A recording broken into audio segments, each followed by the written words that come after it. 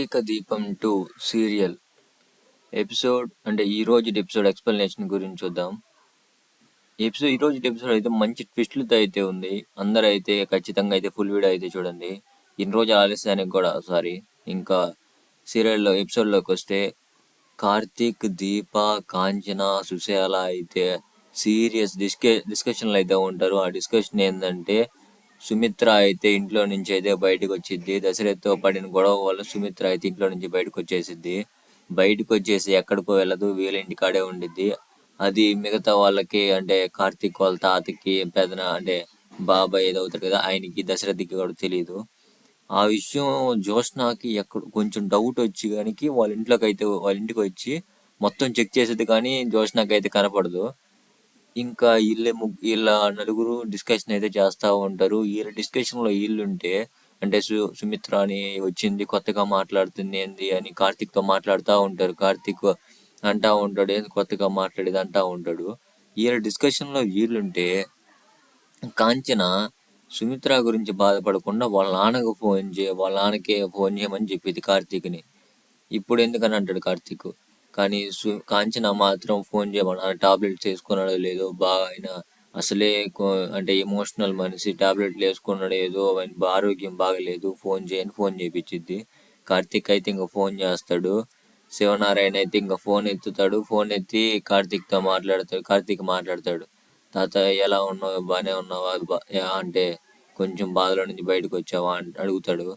అప్పుడు శివనారాయణ అయితే ఎలా బాధలో నుంచి బయటకు వస్తాం, అంత పెద్ద అలాంటి అంటే మా ఇంటి దేవత వెళ్ళిపోతే మాకు ఎలా బాధ నుంచి బయటకు వచ్చింది, నేనే కాదు దశరథ్ అయితే వాళ్ళ అమ్మ కోసం ఎలా ఏడ్చాడు, ఇప్పుడు వాడి భార్య కోసం అంతరాలను ఏడుస్తున్నాడు. మా బతికే చీకటిమయం అయిపోయింది, మేము ఇంకా బతికేది కూడా అనవసరం అనిపిస్తుంది అని బాధతో అంటా ఉంటాడు. కార్తీక్ కూడా ఇంకా గమ్మునైపోతూ ఉంటాడు. ఇంకా కాంచనకి ఎట్టైనా తండ్రి కదా, ఇంకా అందుకని ఒక్కసారిగా ఫోన్ తీసుకున్నాడు. అలా అనబాక నాన్న, మేము ఉన్నాం కదా నీకు, ఎలాగైనా కానీ అదే వదిన ఇంటికి వచ్చేటట్టు చేస్తాము అంటా ఉండిద్ది. అప్పుడే శివనారాయణ అడుగుతాడు, నీకన్నా తెలుసా అమ్మ కనీసం మీ వదిన ఎక్కడికి వెళ్ళింది అని అడుగుతాడు. నాకు కూడా తెలియదు నాన్న అని కాంచన అయితే ఆ టైంలోనే దీపా కూతురు అయితే ఒక్కసారిగా వచ్చి అనిద్ది, నేను అమ్మమ్మ రూమ్లో పనుకున్నాను లేకపోతే నానమ్మ రూమ్లో పనుకున్నానా అని అడుగుతూ ఉండిద్ది.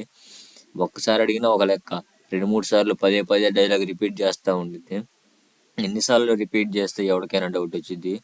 అప్పుడు అందరికి క్లోజప్ అయితే వేస్తాడు. ఇంకాడ క్లోజప్ వేసి ఇంకా శివనారాయణకి అయితే డౌట్ వచ్చేసి ఏంది అలా అడుగుతుంది, అమ్మమ్మ ఏంది నానమ్మ ఏంది అంటే అక్కడ ఉందా అని అడుగుతాడు.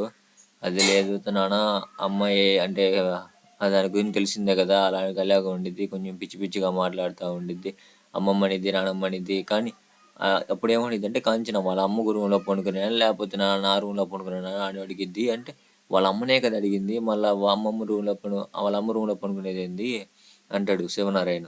అప్పుడు కాంచన అనిద్ది, అది అంతేలేనా అని అడుగుతూ ఉండిద్ది. నానమ్మ అనిద్ది, అమ్మమ్మ అనిద్ది, అమ్మని అవ్వ అనిద్ది, అంటా ఉండిద్ది అని చెప్పిద్ది. ఎట్లో కంట్రోల్ అంటే డౌట్ రాకుండా చేశారని అయితే అనుకుంటారు. కానీ డౌట్ అయితే మొదలైపోయిద్ది వాడికి, అదే శివనారాయణకి అయితే డౌట్ అయితే మొదలైపోయింది. అప్పుడు ఫోన్ పెట్టేసిన తర్వాత కార్తీక్ అడుగుతాడు, తాతకి డౌట్ వచ్చినట్టుందమ్మా, డౌట్ వచ్చినట్టుంది అని అడుగుతాడు. అప్పుడు కాంచన అనిద్ది, అదేమి లేదు లేరా, ఆయనకి డౌట్ వస్తే మొహాన్ని అడిగేస్తాడు, అంటే దాచుకోడు నేను చెప్పిద్ది. ఇంకా కార్తీక్ అయితే దీపతో అంటాడు, నేను మాట్లాడి వస్తాలే అంటే అత్తతో సుమిత్రతో నేను మాట్లాడేసి వస్తాలే, అత్తకి ఎదట్టేనా అత్తతో నేను మాట్లాడేసి వస్తానే అని కార్తీక్ అయితే దీపాకి చెప్తాడు. అప్పుడే దీప మీకు మళ్ళా బాగా అనిపించిద్దేమో అంటా ఉండిద్ది. అప్పుడు కార్తీక్ అంటాడు, ఎలాగైనా మాట్లాడాలి కదా, ఎట్టైనా సొంత అత్త కదా, మాట్లాడకపోతే ఎలాగా అని అయితే వెళ్తాడు. ఇంకా కట్ చేస్తే సీన్ అయితే వెళ్ళి జ్యోత్స్న దగ్గర పెడతాడు. కట్ చేస్తే జ్యోత్స్న అయితే ఆలోచిస్తూ ఉండిద్ది, నేను అంత రాముని ఎతికాను కదా, మరి ఎక్కడ పోయింది, ఎక్కడ నాకు కనపడలేదు అని ఆలోచిస్తూ ఉండిద్ది. అప్పుడే పారిజాతం వచ్చి, ఏమైంది ఎంత సీరియస్గా కూర్చోనన్నో, కనీసం నీకు ఇప్పటికన్నా బుద్ధి వచ్చిందా లేదా అని అడుగుతూ ఉండిద్ది. అప్పుడు జ్యోత్స్న నేనేం బుద్ధి లేదని కాదు, నాకంటూ ఒక ప్లాన్ ఉందని నేనేదో సీఈఓ అవ్వాలి, ఆమె వెళ్ళిపోతే నాకేం నష్టం లేదు, సీఈఓ అవ్వాలి నేను, ఆమె వెళ్ళిపోవటం నాకేం మైనస్ పాయింట్ కాదు, నేనైతే సీఈఓ అవ్వాలి అంటూ ఉండిద్ది.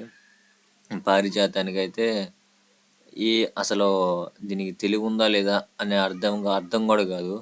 ఎందుకంటే సుమిత్ర కనుక బయటికి వెళ్తే సుమిత్ర ఒక్కటే కూతురు అనుకొని జ్యోత్స్నాకైతే సపోర్ట్ చేస్తుంది.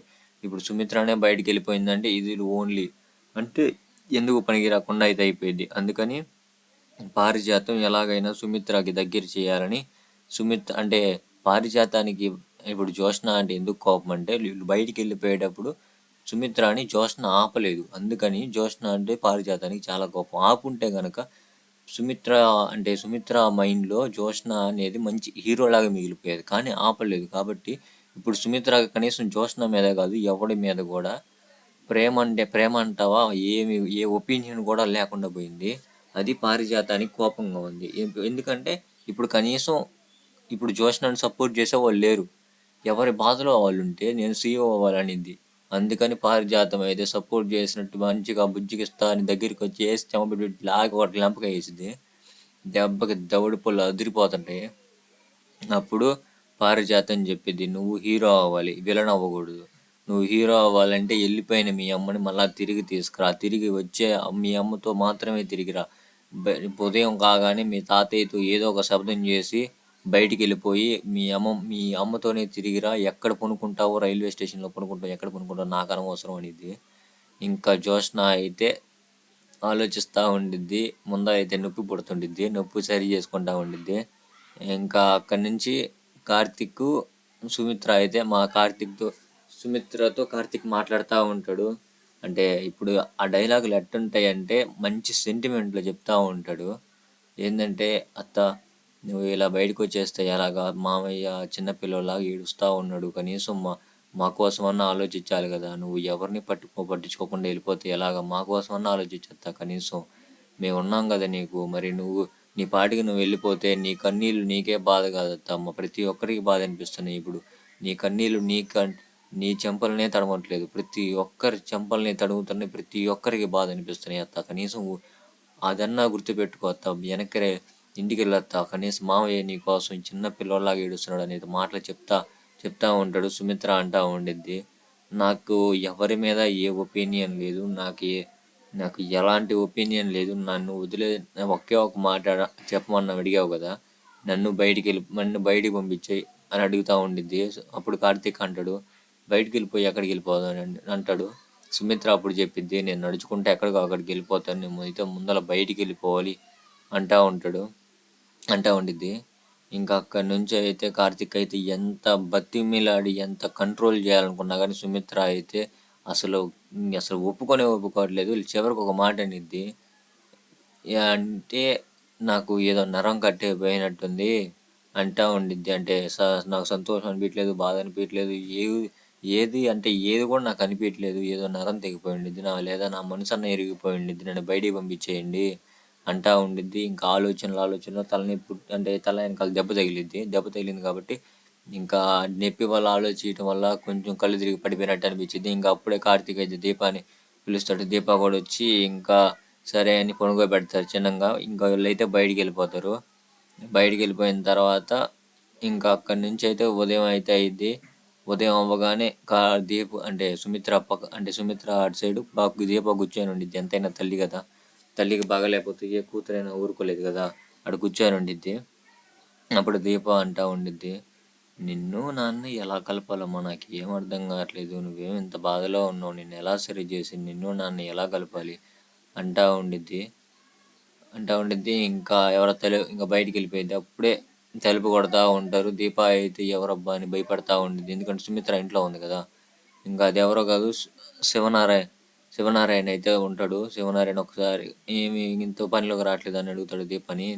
అంటే అదే సుమిత్ర అమ్మగారిని ఎతకమన్నారు కదా, కార్తీక్ అంటే బాబు గారు అంటే వాళ్ళ ఆయన ఉన్నాడు కదా కార్తీక్, ఎతకమన్నాడు, అందుకే ఎదుగుతున్నాను అంటా ఉండిద్ది. ఇంకా ఎట్టయినా సొంత ఇల్లే కదా ముసలోడికి, ఇప్పుడు అది శివనారాయణకి ఎంతైనా కూతురు ఇల్లే కదా, అందుకని లోపలికి వచ్చేస్తాడు. లోపలికి వచ్చేసి సుమిత్ర ఉన్న గది సైడ్ తెల్లబోతాడు. అప్పుడే కార్తీక్ అయితే చూసి తాత అని అరుస్తాడు గట్టిగా. మనోడికైతే ఆ గుండె ఎక్కడికో జారిపోద్ది. ఇంకొక్కసారిగా అయితే వెనక్కొస్తాడు. వచ్చిన తర్వాత